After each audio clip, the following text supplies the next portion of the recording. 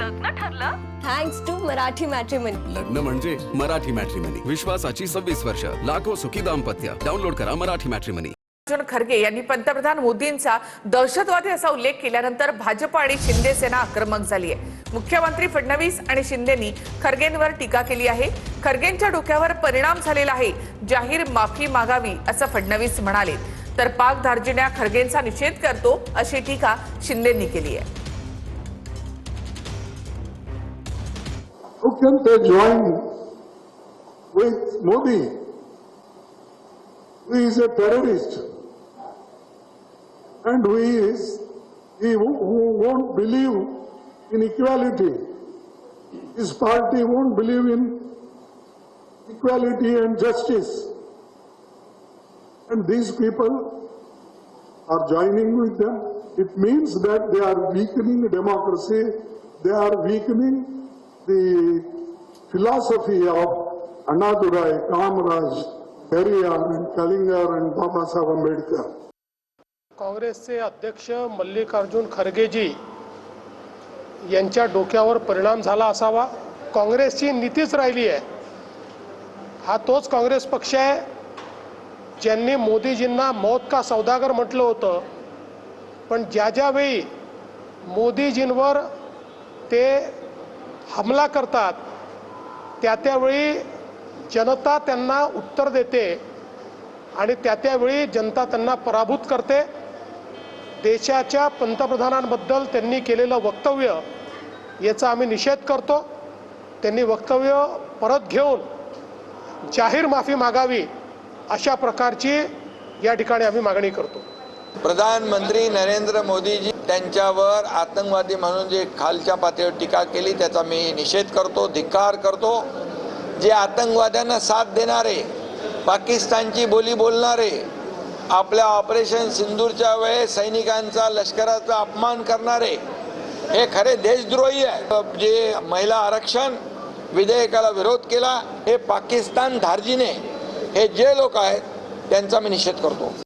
अभी भी मोदी डरा रहे हैं ना. जब महिला विधेयक मंजूर नहीं हुआ, वो डिलिमिटेशन विधेयक, हाँ, तो महिला के नाम से डरा रहे थे ना.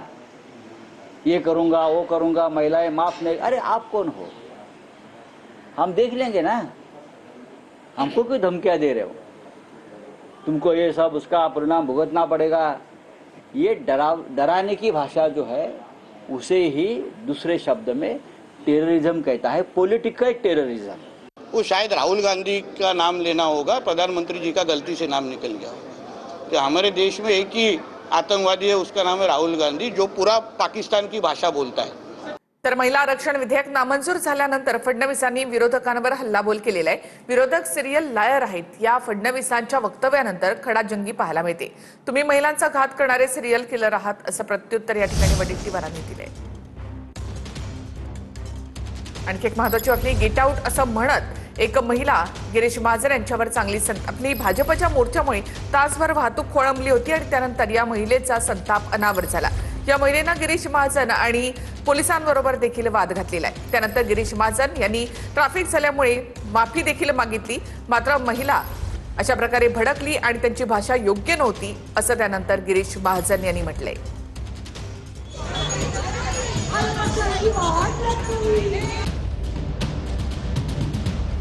मैदान में जाके बोलिए, ट्रैफिक को रोकते नहीं. Okay, get out of here. मुंबईत भाजपनं काढलेल्या जनआक्रोश मोर्चावेळी मंत्री गिरीश महाजनांना एका महिलेच्या संतापाचा सामना करावा लागला. भाजपच्या मोर्चामुळे वाहतूक कोंडीचा फटका बसल्यामुळे महिला महाजनांवर चांगली संतापली.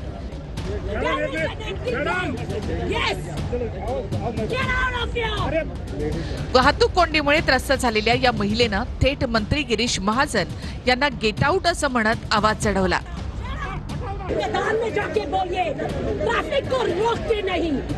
दरम्यान महिलेनं संताप व्यक्त करणं मान्य आहे. त्या महिलेला सॉरी देखील बोललो, पण महिलेनं वापरलेली भाषा योग्य नसल्याचं मंत्री गिरीश महाजन यांनी म्हटलंय.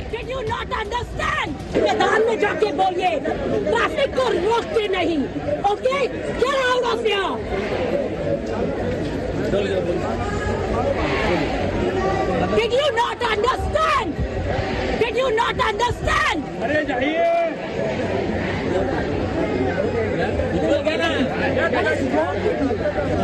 No, what is wrong with you? There are hundreds of people waiting. There is an empty ground there. There is an empty ground. Yes. Get out of here. मेरे से कोई बात नहीं करेगा. यहाँ से इस ट्रैफिक को हटाओ. हटाओ ना. अशा पद्धतीने तुम्ही तक्रार करू शकल्या असत्या, पोलिसांकडे केली असती. थोडा सौम्य भाषेमध्ये सुद्धा तुम्हाला राग त्या ठिकाणी व्यक्त करता आला असता. पण त्या ज्या भाषेत बोलत होत्या, त्यांनी जी बाटली फेकून मारली, ते काही फार मला वाटतं संयुक्तिक नव्हतं. ऐसे नहीं कहूँगा लोगों को तकलीफ हुई, उसके लिए मैंने सॉरी भी कहा, उनसे भी कहा, लोगों से भी हम कहेंगे कि हमारे वजह से थोड़ा ट्रैफिक में उनको देरी हो गई. या घटनेचा व्हिडिओ सध्या सोशल मीडियावर प्रचंड व्हायरल होतोय. विरोधकांनी यावरून भाजपवर टीकेची झोड उठवली. महाराष्ट्राच्या इतिहासात पहिल्यांदाच एका मंत्र्याला इतक्या शिव्या पडल्याचं म्हणत पटोलेंनी सरकारवर टीका केली आहे. हे सत्तेचा जो माज असतो ना, त्या माजाचा हा परिणाम आहे. इकडे महिला आरक्षणाचं सांगत होती, महिलाच त्यांना शिवा घालत होती. महाराष्ट्राच्या इतिहासात या पद्धतीची पहिली घटना आहे की मंत्र्याला इतक्या शिवा खावा लागल्या एका महिलांच्याकडून. हा विद्रोह आहे, महिलांचा राग आहे, संताप आहे. तुम्ही खोटं बोलताय लोकांशी आणि खोटं बोलून मोर्चे काढताय, भाड्याची माणसं आणताय आणि रस्ते जाम करताय. तर रोहित पवार काय म्हणतात ते पहा. हजारो से भारी एक नारी.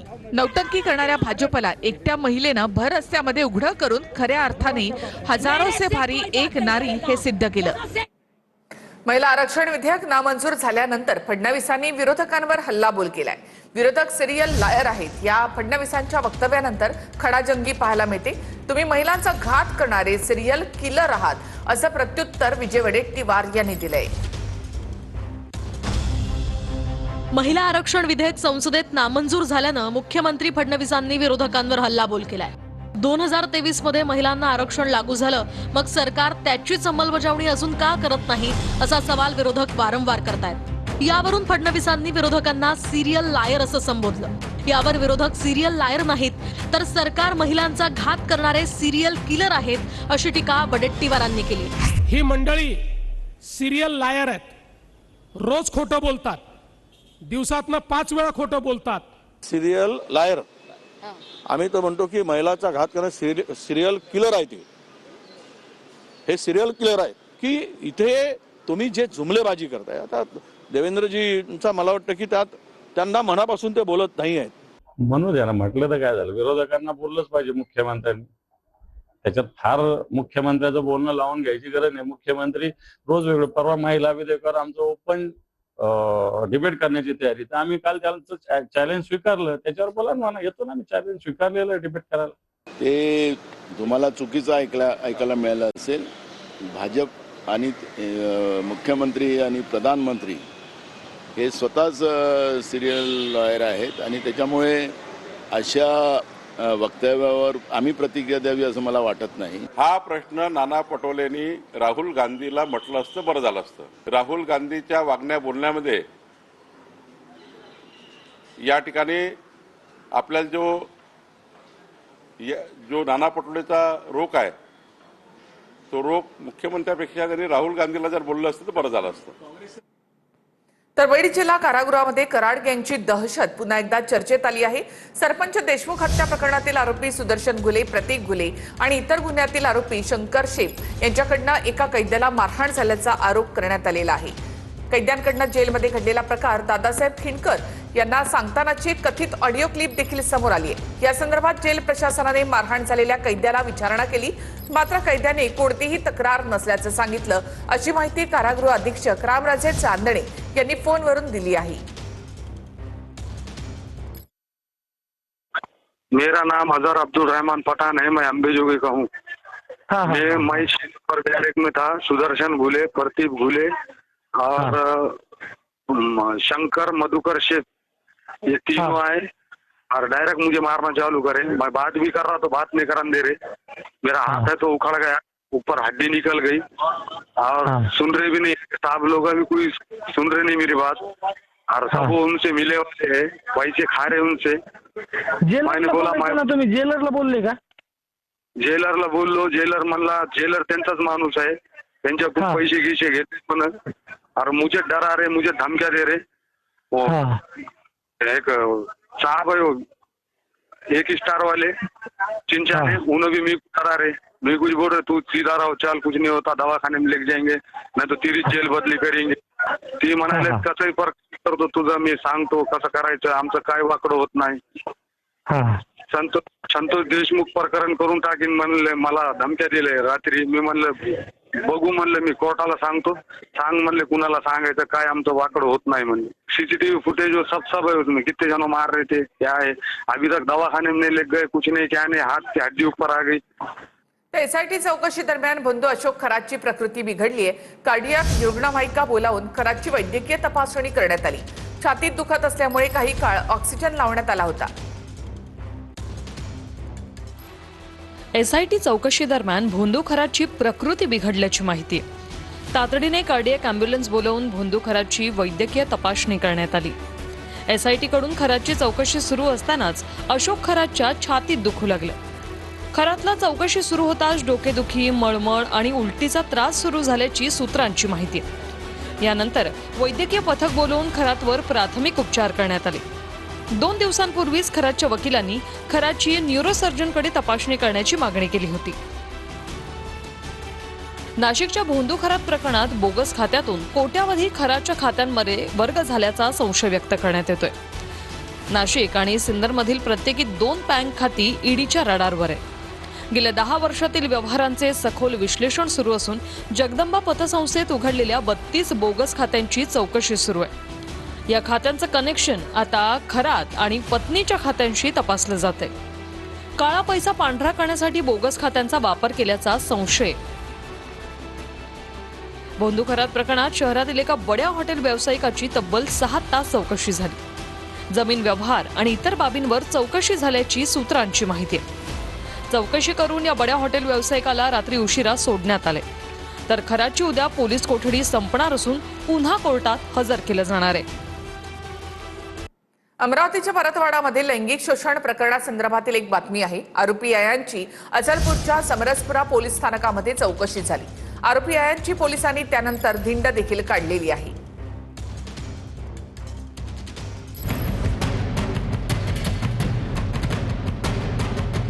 अमरावतीतल्या परतवाड्यातील लैंगिक शोषण आणि अश्लील व्हिडिओ प्रकरणातील मुख्य आरोपीची पोलिसांनी धिंड काढली. आरोपी आयान अहमदला पोलीस ठाण्यातूनच त्याचा मित्र सलमानच्या घरी तपासासाठी नेण्यात आलं होतं. त्या ठिकाणी मोबाईलची चौकशीही करण्यात आली. यावेळी पोलिसांनी समरसपुरा पोलीस ठाण्यातून आयान अहमदला मित्राच्या घरी नेताना धिंड काढली.